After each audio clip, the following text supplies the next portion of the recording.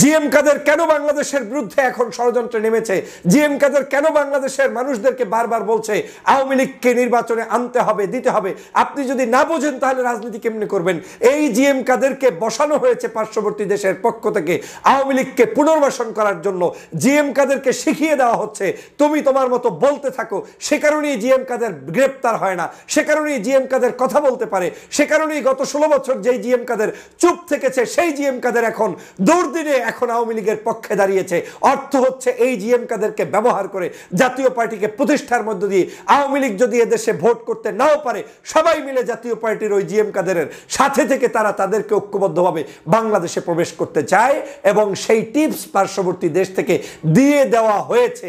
সে কারণে জিএম কাদের সরাসরি ডক্টর মোহাম্মদ ইউনূসের বিরুদ্ধে কথা বলে, সে কারণে জিএম কাদের সরাসরি বাংলাদেশের ছাত্র জনতার বিরুদ্ধে কথা বলে, সে কারণে জিএম কাদের সকাল সন্ধ্যা এখন টকশো করছে, আপনাকে ইন্টারভিউ দিচ্ছে। অতএব এই জায়গায় সাবধান থাকতে হবে। জিএম কাদেররা প্রতিষ্ঠা লগ্ন থেকে এই জাতীয় পার্টি আপনার আমার বাংলাদেশের কারো সংগঠন নয়। এই সংগঠনটি প্রতিষ্ঠিত হয়েছে আওয়ামী লীগকে পুনর্বাসনের জন্য। এর পূর্বের ইতিহাস আওয়ামী লীগের সাথে, আজও আওয়ামী লীগের সাথে, ভবিষ্যতেও আওয়ামী লীগের সাথে থাকবে। এরা অন্য কোনো দলের সাথে কোনোদিন বসবে না, থাকবে না। এই চরিত্রের জন্য তাকে প্রতিষ্ঠা করা হয়নি।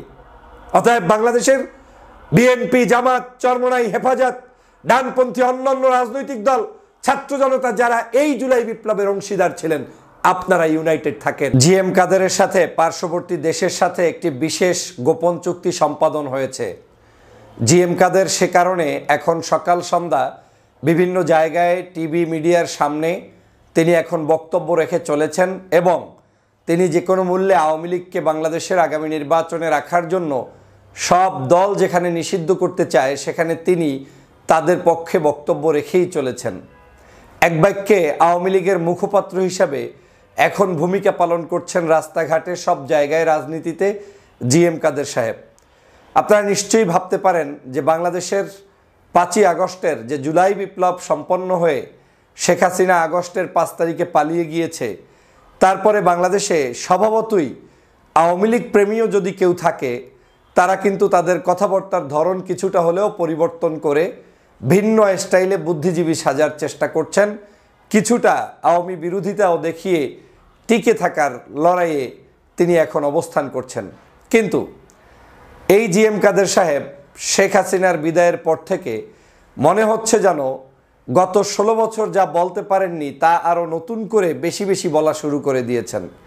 সকাল সন্ধ্যা তার যতগুলো বক্তব্য আসে সবগুলো বক্তব্যের মধ্যে একটাই, বাংলাদেশে আওয়ামী লীগ ছাড়া কোনো নির্বাচন করা যাবে না, আওয়ামী লীগকে বাদ রেখে কোনো হবে না, এখানে চালকের সমস্যা, গাড়ির সমস্যা নেই, বিভিন্ন ধরনের মন্তব্য করে তিনি আজকের এই আওয়ামী লীগকে প্রতিষ্ঠার জন্য নেমেছেন। আপনি কি ভাবছেন যে জিএম কাদের সাহেবের সেই কলিজা আছে যেই কলিজা দিয়ে 5ই আগস্টের এই বিপ্লবের পরে তিনি এখন জাতির সামনে প্রতিনিয়ত এই বক্তব্য দিবেন? মোটেও না।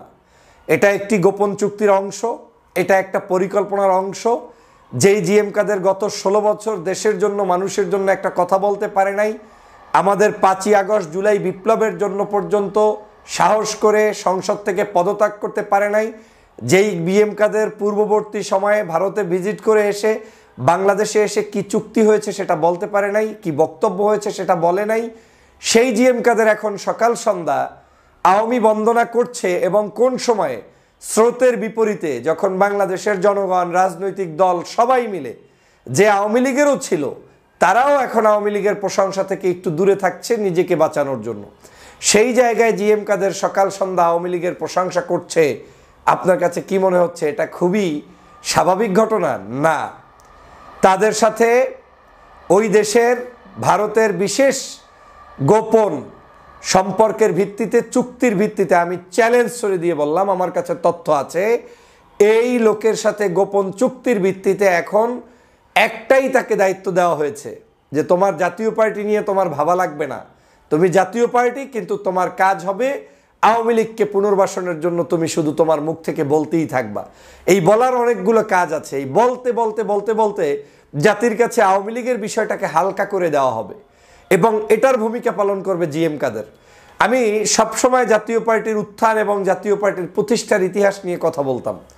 বাংলাদেশে যখন বাংলাদেশ জাতীয়তাবাদী দল শহীদ রাষ্ট্রপতি জিয়াউর রহমানের জনপ্রিয়তার উপর ভিত্তি করে প্রতিষ্ঠিত হয়ে এদেশের সবচেয়ে জনপ্রিয় দলে পরিণত হলো, তখন পার্শ্ববর্তী দেশ ভারতের মাথা খারাপ হয়ে গেল। এই জাতীয়তাবাদী ইসলামী মূল্যবোধের যে একটা শক্তির জয় জয়কার শুরু হয়েছিল, তখন তারা পরিকল্পনা করলেন যে বাংলাদেশের জনগণকে ধোঁকা দিতে হলে আরেকটা জাতীয়তাবাদী স্টাইলে, ইসলামী মূল্যবোধের স্টাইলে পার্টি গঠন করতে হবে। কিন্তু সেই পার্টি সবসময় অ্যালায়েন্স করবে আওয়ামী লীগের সাথে, কাজ করবে আওয়ামী লীগের জন্য। যতদিনে আওয়ামী লীগ প্রতিষ্ঠিত হতে না পারবে ততদিন এই পার্টিকে জাতীয়তাবাদী ইসলামী মূল্যবোধ বলে বাংলাদেশের রাষ্ট্র ক্ষমতায় রাখা হবে। জাতীয় পার্টিকে সেভাবে করেই এই বিএনপিকে ঠেকানোর জন্য সেই সময়ের ইতিহাস বলছি, সেই সময় বাংলাদেশ জাতীয়তাবাদী দলের এই আদলেই তারা একটা থিম নিয়ে জনগণের কাছে স্বৈরশাসক হিসাবে আসে, এবং যে 9 বছর তারা কাজ করেছে তাদের প্ল্যান ছিল ওই 9 বছরের পরেই শেখ হাসিনা ক্ষমতায় চলে আসবে। শেখ হাসিনা চলে আসবে বিধায় জাতীয় পার্টিকে 9 বছর পরে পার্শ্ববর্তী দেশের পরিকল্পনাই নামানো হয়েছে। আন্দোলন হয়েছে, সংগ্রাম হয়েছে, কিন্তু তাদেরও ইশারা ছিল যে এখন নামতে পারে, নামলেই আওয়ামী লীগ আসবে। কিন্তু হিতে বিপরীত হয়েছে। সেই সময়ও পার্শ্ববর্তী দেশ হতাশ হয়েছে, কারণ ওই নির্বাচনে বাংলাদেশের সবচেয়ে জনপ্রিয় নেত্রী দেশনেত্রী বেগম খালেদা জিয়া জয়যুক্ত হয়েছে। তখন জাতীয় পার্টির বিদায়ের পরে আওয়ামী লীগ আর জয়যুক্ত হতে পারেনি। সেই জায়গা থেকে আপনি স্পষ্ট দেখেন সেই সময় এই জাতীয় পার্টি আওয়ামী লীগের সাথে, পরবর্তী সময় একটা আমল আপনি পাবেন না স্বাধীনতার পর থেকে আজ পর্যন্ত বিএনপির সাথে কিংবা ওই সমসাময়িক রাজনীতিতে যারা দেশপ্রেমিক ছিল তাদের সাথে জাতীয় পার্টির কোনো ঐক্য হয়েছে। তার মানে হচ্ছে এই জাতীয় পার্টিটাকে তৈরি করা হয়েছে আওয়ামী লীগকে পুনর্বাসন, আওয়ামী লীগকে শক্তিশালী করার জন্য। এই যে গত 16টি বছর বাংলাদেশের অবৈধ শাসন ছিল, এই অবৈধ শাসনেরও মূল নায়ক নায়িকা হচ্ছে এই জাতীয় পার্টি। কখনো রওশন এরশাদকে দিয়ে, কখনো বিদিশা এরশাদকে দিয়ে, কখনো জিএম কাদেরকে দিয়ে, এবং এদের এই দলটার মূল কার্যালয় হচ্ছে ভারতে। তারা ওখান থেকে নেতৃত্ব দেয়, ওখান থেকে পরিচালিত হয়। এবং ভারতপ্রেমী একটা দল যদি বাংলাদেশে এখন থাকে তার নাম জাতীয় পার্টি, এবং যেটা এখন 3টা ভাগে বিভক্ত হয়ে চালাচ্ছে। এই তিনোটার কার্যালয় হচ্ছে ভারতে, কারণ তারা যখন যাকে প্রয়োজন তাকে ব্যবহার করবে। আপনি দেখেন আওয়ামী লীগের আমলে রওশন এরশাদ কিভাবে ব্যবহৃত হয়েছে। তখন কিন্তু জিএম কাদের সাহেব আবার একটু একটু ন্যায়সঙ্গত কথা বলে ভাব নিতে চেয়েছে যে আমাদের সাথে আছে, কিন্তু আসলে এটা তাদের পরিকল্পনার অংশ। তাকে একটু ইমেজ গ্রো করার তৌফিক দিয়েছে, সুযোগ করে দিয়েছে ভারত। পরবর্তীতে আবার এই লোকই এখন জাতীয় পার্টির নেতৃত্ব দিয়ে আওয়ামী লীগকে পুনর্বাসনে নেমেছে। প্রতিদিন তার বক্তব্য খেয়াল করবেন, তিনি বারবার বলে বেড়াচ্ছেন আওয়ামী লীগ ছাড়া নির্বাচন হবে না, এত বড় একটি দলকে বাদ দিয়ে নির্বাচন হবে না। অথচ এই লোক ভুলে যায় যে বাংলাদেশের মানুষের উপরে যে জুলুম করেছে, অত্যাচার করেছে, নিপীড়ন করেছে, খুন করেছে, গুম করেছে, সেই জায়গায় আজকে কি করে তিনি এই নির্লজ্জ বক্তব্য দেয়। দেখেন উনি গ্রেপ্তার হচ্ছে না, কার ইশারায় হচ্ছে না, কেন হচ্ছে না? এই বাংলাদেশে বহু মানুষকে গ্রেপ্তার করা হয়েছে আওয়ামী লীগের আমলে, যাদের সামান্যতম কোনো সন্ত্রাস, চাঁদাবাজ, দুর্নীতি, অন্যায়, অবিচার কারোর সাথে সম্পর্ক ছিল না, কিন্তু তাদেরকে গ্রেপ্তার করা হয়েছে। দেলোয়ার হোসেন সাঈদী সাহেবকে যখন গ্রেপ্তার করে ধর্ম অবমাননার মামলায় তাকে গ্রেপ্তার করা হয়। আর এখন এরা বাংলাদেশের রাষ্ট্রবিরোধী বক্তব্য রেখেছে জিএম কাদের নির্বাচনের সময়, যে ভারত কি কথা হয়েছে আমি বলতে চাই না যতক্ষণে তারা মুখ থেকে না বলবে। তো এই যে দেশদ্রোহী, যেই লোক বাংলাদেশের এই বর্তমান প্রজন্মকে বুঝতে অক্ষম, সেই লোককে এখন পর্যন্ত অ্যারেস্ট পর্যন্ত করা হচ্ছে না। এটাকে চারটিখানি মনে করবেন না। বাংলাদেশে এই গুটিগুলো রাখা হয়েছে। এমনও হতে পারে ছলে বলে কৌশলে আপনি আন্দোলন করছেন নৌকা প্রতীককে বন্ধ রাখার জন্য, আওয়ামী লীগকে বন্ধ রাখার জন্য। এই নাঙ্গল প্রতীকটাই সারা বাংলাদেশের আওয়ামী লীগের প্রতীক হিসেবে ব্যবহৃত হবে। লেখে রাখেন, এই প্রতীকের যারা নির্বাচন করতে আসবে, আপনি যদি শুধু আওয়ামী লীগ নয় আওয়ামী লীগের সমগ্র দোসরদেরকে বন্ধ না করেন, তাহলে ওই নামে বেনামে বিভিন্ন জায়গা থেকে এরা আবার আসবে, কারণ এদেরকে সেট আপ দিয়ে দেওয়া হয়েছে। আর আওয়ামী লীগ ওই এগ্রিমেন্টে রাজি থাকবে, যেভাবে আগের বার ছিল। 9 বছর এরশাদ সাহেব ক্ষমতায় ছিল, হাসিনাকে বলা হয়েছে তুমি এখনো বাংলাদেশে পরিপূর্ণতা অর্জন করনি, তোমার ফিল্ড এখনো তৈরি হয়নি, তোমার বাবা যে অপকর্মগুলো করেছে, 15ই আগস্ট যে সংগঠিত হয়েছে ওটা এখনো মানুষের হৃদয় থেকে যায়নি। অতএব তার আগে এরশাদকে রেখে পেলে পুষে তোমাকে তৈরি করব, যখন তোমাকে প্রয়োজন তখন ইন করাবো। তাই হয়েছে। এরশাদ এবং এই যে আপনার এই কি বলে আওয়ামী লীগের শেখ হাসিনা, এরা সবাই ঐক্যবদ্ধভাবে এই বাংলাদেশে তারা তাদের একজন আরেকজনকে সমর্থন করেছে এবং এরশাদের শাসনামলেও তারাই সমর্থন করেছে এই আওয়ামী লীগের লোকেরা, আবার আওয়ামী লীগের সময় সমর্থন করেছে এরশাদের লোকেরা। সে কারণে তারা হয়তো ভাগে যোগে অনেক সময় অনেক কিছু পায় না, কিছু মন্তব্য করে, কিন্তু এটা কোনো অবস্থায় আপনাদের বাংলাদেশ প্রেমী, এদেশের ইসলামী মূল্যবোধ প্রেমী, জাতীয়তাবাদী মূল্যবোধ প্রেমী, সঠিক দেশপ্রেমিক কোনো দল নয়। এই দলটা সম্পূর্ণ ওদেরকে দ্বারা নিয়ন্ত্রিত। আমি এই কথাগুলো এই জন্য বলছি, আমাদের বাংলাদেশের মানুষের হুঁশ ফিরিয়ে আনতে হবে। আপনাদেরকে এখন সজাগ দৃষ্টি রাখতে হবে, আপনাদের এখন চোখ কান খোলা রাখতে হবে। রাজনীতিতে বহু সমীকরণ হচ্ছে, এই সমীকরণগুলো সম্পর্কে আমাদেরকে সচেতন থাকতে হবে। আপনি লিখে রাখেন, যেই জাতীয় পার্টি 26টা আসনে কোনোদিন নির্বাচনে জয়যুক্ত হতে পারে না, এই যে লাস্ট 11টায়ও পারে নাই আওয়ামী লীগের সাথেই, সেই জাতীয় পার্টি দেখবেন নির্বাচনে কোনো কারণে যদি আসতে পারে আর নৌকা না থাকে, তাহলে দেখবেন ওই জাতীয় পার্টির পিছনে রমরমা অবস্থা। অর্থই হচ্ছে এজেন্সির টাকা, এজেন্সির পরিকল্পনা এবং ভিনদেশি পরিকল্পনায় আওয়ামী লীগের নৌকাগুলো ওখানে গিয়ে ঝাঁপিয়ে পড়বে। এটা আওয়ামী লীগের একটা সেফ এক্সিটের জায়গা প্রিয় বন্ধুরা আমার। সে কারণে বলছি, এই জিএম কাদের সম্পর্কে আপনাদের সচেতন হতে হবে। আমি এই সরকারকে আহ্বান জানাবো, এই সরকারের বিরুদ্ধে তিনি দুদিন আগেও বক্তব্য রেখেছেন। তিনি বলেছেন ডক্টর মোহাম্মদ ইউনূসের এই সরকারের পতন চান। একজন রাষ্ট্রের, আমরা এই জুলাই বিপ্লবের যারা যোদ্ধা ছিলাম, আমরা এই ডক্টর মোহাম্মদ ইউনূসের সরকারকে প্রতিষ্ঠিত করেছি। এই সরকারকে তিনি বাদ দেওয়ার কেউ না, তিনি রাখার কেউ না। অতএব তাকে যদি আজকের এভাবে করে অপমান করতে পারে, সরকারের পতন চাইতে পারে, তাহলে জিএম কাদের তো ওই দিন অ্যারেস্ট হওয়ার কথা। তার বিরুদ্ধে বিভিন্ন অভিযোগ আছে দুর্নীতি দুষ্কৃতির, সেই অভিযোগগুলো এখন তাকে গ্রেপ্তার করে তারপরে জাতির কাছে জানিয়ে দেওয়া হোক। না হয় বাংলাদেশে বড় ধরনের সমস্যা সামনে আসবে, থাকবে, সেটা আপনাকে জানতে হবে, বুঝতে হবে। বাংলাদেশের রাজনৈতিক দলগুলোর কাছে অনুরোধ করব, একটা বিষয় কোনো আপোষ করিয়েন না। আওয়ামী লীগের দোসর কারা, তারা কখনোই আপনার কাছ থেকে সুযোগ নেওয়া ছাড়া আপনার কোনো উপকার করবে না। আপনাকে ভুল ভাল বুঝিয়ে আপনার আপন মানুষগুলোকে দূরে ঠেলে দেওয়া হবে। বিএনপিকে বলবে তোমার শত্রু জামাত, আসলে জামাত তার শত্রু না। জামাতকে বলবে তোমার শত্রু চরমোনাই, চরমোনাই আসলে তার শত্রু না।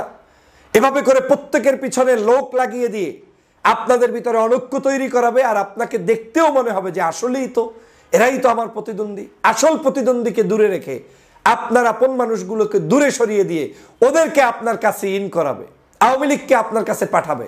বিএনপির কানে কানে গিয়ে বলবে দোস্ত আমরা তোমাকে ভোট দেবো, দেখো আমরা সবাই একজোট হয়ে যাব। কিচ্ছু করবে না, সাময়িক প্রণোদনা দিবে, আপনার এখানে আপনার সাথে এসে বসবে, সুযোগ পেলেই মাথায় ছোবল মারবে, এবং মাথায় ছোবলটা যখন মারবে ততদিনে আপনার কাছের বন্ধুও ভেনিশ হয়ে যাবে।